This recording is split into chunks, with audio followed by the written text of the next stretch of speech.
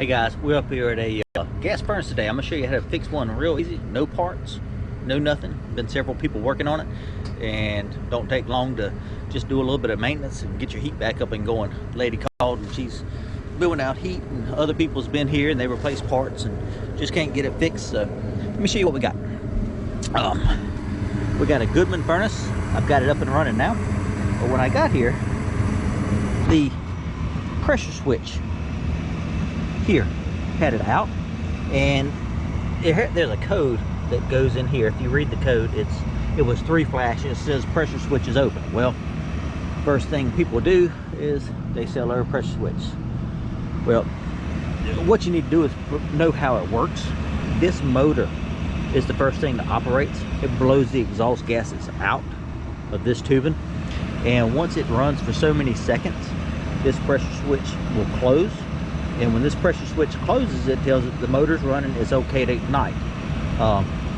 So what happens if the pressure switch is not closing, you need to make sure this motor's running, and then make sure there's a tip right here, and that is where your hose plugs in. All you have to do, and I told her to go get me a paper clip, is clean this out. And it's a very common thing that happens. There's a little bit of condensate that's made on these things, and that condensate turns into this white residue that builds up. The hole gets smaller, and you can see now it's firing up. So if your furnace is not working, don't replace parts.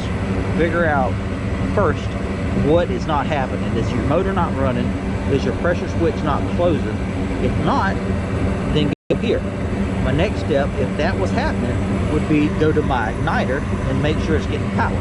But anyway, this was a pretty cool one, and it didn't take any parts. She's tickled pink that that's all it was, and it's finally fixed instead of replacing parts and guessing. So anyway, hope it helped you out. And if you don't have any heat, check the simple things first in the maintenance items. Okay?